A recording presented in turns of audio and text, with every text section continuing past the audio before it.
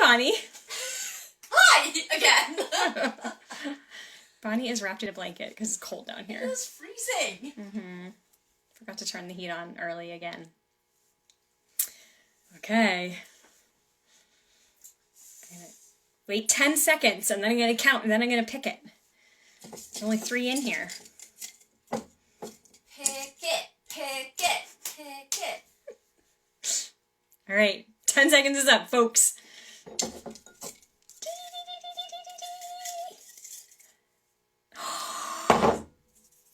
Finally! It makes its appearance!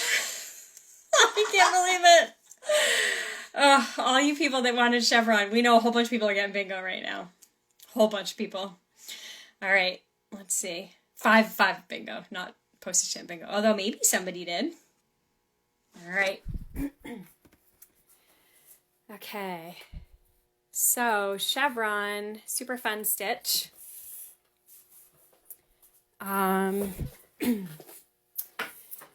So, let's take a look. On mine, I did it right here, and I just followed the same color. This one I changed halfway through, so that looks kind of cool. Like I did one side of the little hat, or I guess it's not a hat, it's a shoe at the bottom. One side is purple and the other side's green. That's fun. And then on Bonnie's, she filled this area with orange, and then she did what she did with the ermine. She did with the chevron right along to define the border of the purpley area right there. Hey, Laura. So those are 2 options you can do. You can space them closer or farther apart. You can make them taller or shorter. Just kind of vary it. It's a really great out like a border stitch. You could overlap them. That might look really cool if you overlapped them with 2 different colors. Hey, Marilyn. We are doing the chevron. Chevron finally got pulled. So for the chevron, for myself, I have to draw 2 parallel lines. I am not a successful chevroner. If I don't, I'm also not going to do it this long. Those are a little long. So let's see. On ours, they're in the corner in an all orange spot. So I'm going to do this in turquoise. Actually, no, I'm not. It's not very long. I'll do it in yellow. Okay. So again, this is a linear stitch. You can use as many threads as many strands as you want. I am going to use 6 today. Okay. All right. So the thing to remember when you're doing the chevron is if you are making if you're making the hat on the top, the little cap, then you're going to want to keep your thread above the line. And if you're making the little shoe thing on the bottom, you're going to keep the thread below the line. So if you keep that in mind while you're stitching, it'll just make everything easier. Okay, so we're going to, you can start either in either place, it doesn't matter. You can even start with your diagonal, but I'm just gonna start here at the bottom. And so you're going to make your first horizontal stitch and then come back up like that. So I've gone in at the end of I'm going to call it a shoe, the shoe stitch, and then come up in the middle. Okay. And then you come up to the top. And now what I like to do is make sure that the end of my hat stitch is at the very top of the like not the very top, I don't know how to describe that, is like lined up with the right hand side of that stitch, of the bottom stitch. Does that make sense? So that just so they're evenly spaced. So you're just going to come up and go in. and then I'm going to come up there and go back down. Like, kind of, no, this is like not right. I'm like blanking on this. Come back up. Sorry, guys. Just come back up there. Okay, and now I'm keeping my thread on the top. All right. So, oh my gosh, look at this. I'm a little off my game today. Yeah, thanks, Bonnie. Bonnie's cheering me on in the background here. Okay, so we're going to come back down, make your diagonal.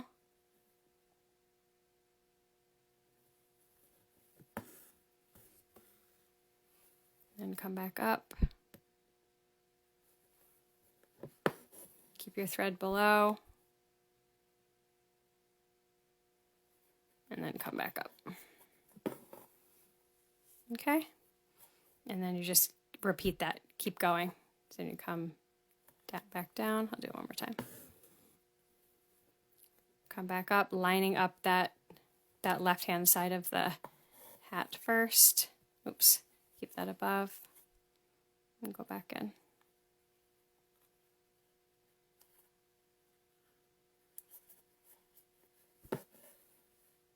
Okay. All right. There. That's the pretty chevron. Well, it's looked better, but that's okay. All right. So, put this in here. My friend, right before I came online, I came on to the live, my friend dropped off 2 big bags. Another new stitch. You love it. Great. I'm glad, Marilyn. My friend dropped off 2 big bags of hand-me-down clothes for my daughter. And then she said if my daughter doesn't take them all, then she should we're gonna pass them on to Bonnie's daughter. So that'll be good. Yep. All right, so here we go. I'm going to start off like this. So just don't forget that if you're at the bottom, you want to make sure that you are keeping your thread below, and then if you're at the top, make sure you're keeping it above. And you could do this with the sewing method. There's, like play around with it and see what what feels most comfortable for you. If you just want to do the poke and pull, or if you want to deconstruct it and do the whole thing as sewing method. Like I could just go in here and then come up right there. Like that. And then come back. And then come back up.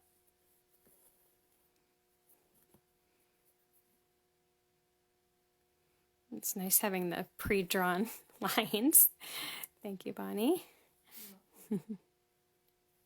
We were just working, oops. I didn't keep my thread above. We're working together today. It's Wednesday, so we're having our meetings. And we are working on our new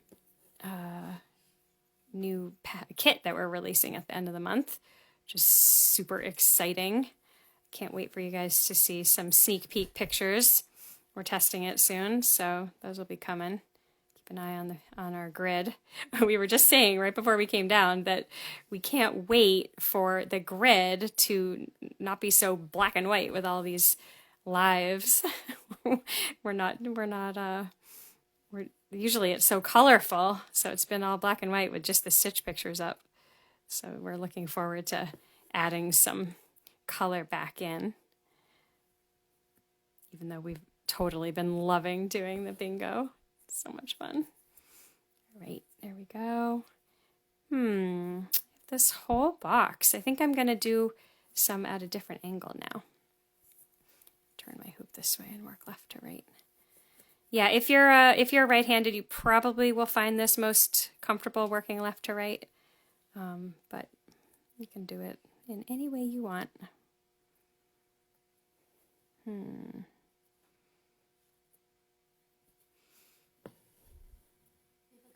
more friends with us today. Oh, good. Cool. I was trying to think yesterday. I was like, I wish I had better jokes. I'd love to tell a joke. I had that one day where I had some good jokes. I don't even try. But I'm like kind of at a loss. Anyone got any good jokes? I'll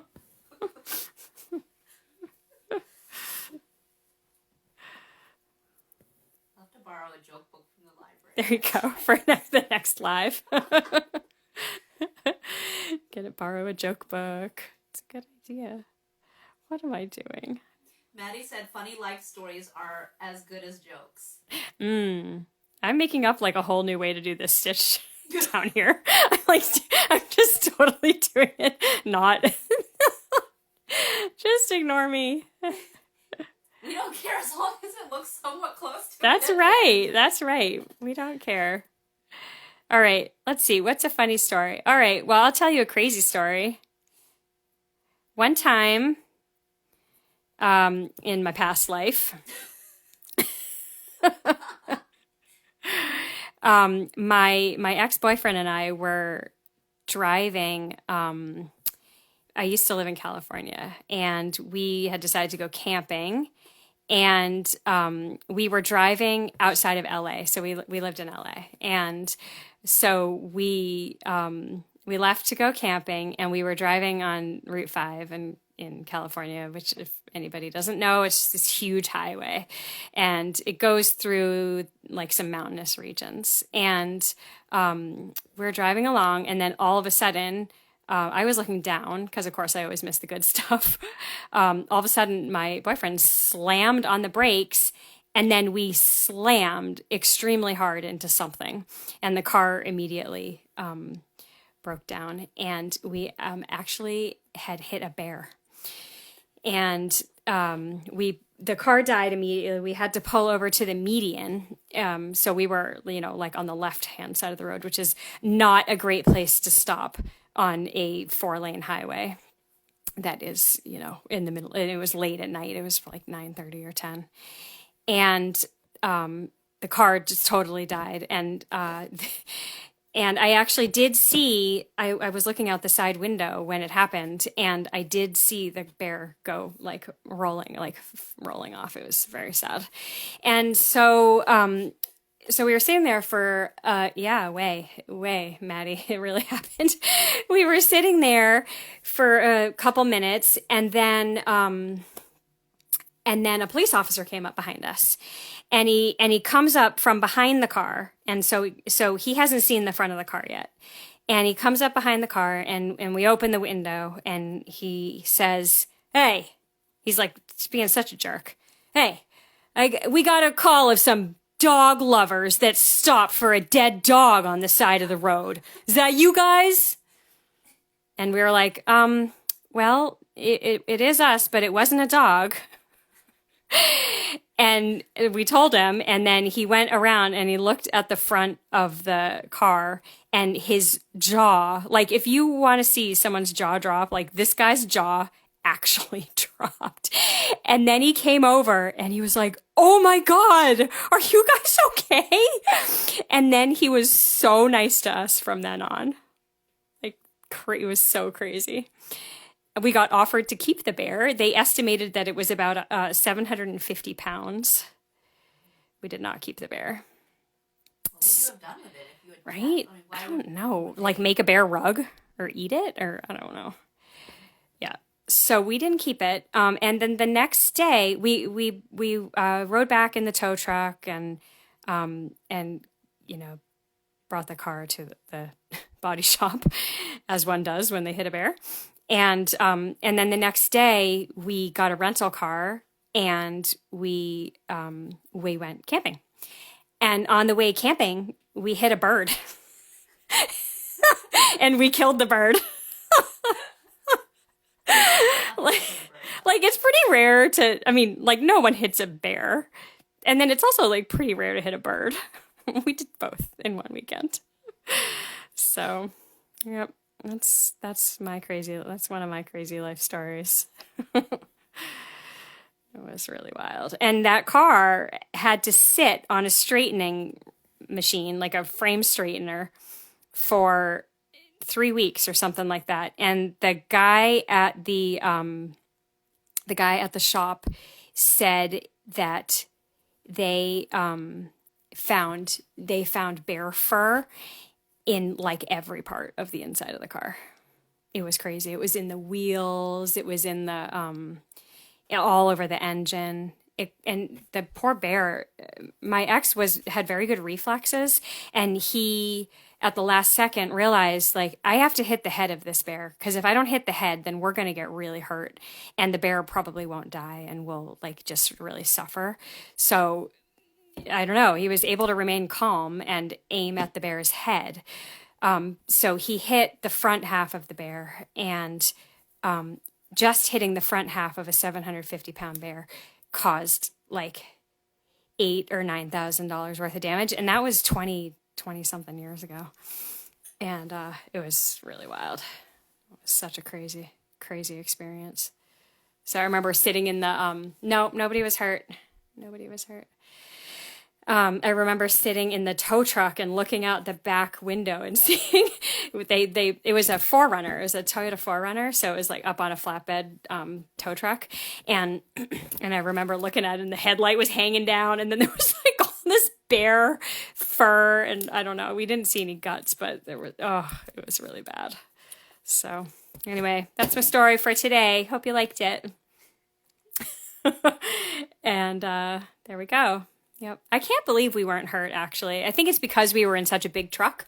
If we had, if we had been in a passenger car, just like a sedan or something, I don't think it would have ended well for anybody. So we were very lucky. And I'm also, to this day, I'm just so fortunate and thankful for my ex having such good reflexes. I mean, it was something that we would tease him about, and it really came in handy in that moment. So, all right. Okay, that's it for today. Hope you guys enjoyed the story, and you finally got your Chevron, everybody. Hopefully it's on the border for some people. I think it probably is. And that's it. So Bonnie's back on tomorrow, and the next day, 8 o'clock tomorrow night, and then 2 o'clock on Friday, and that will be our last day. And then we are going to do some live stitch-alongs when we release our kit coming up at the end of March, beginning of April. So we hope that you guys join us for that, because we just love stitching along with people, and it's also, that'll be fun because you and I can go on together, which is always a hilarious time. Okay, everybody, happy stitching. Bye. Bye. And so begins the awkward standing here while we wait for people to show up. Hi, everybody.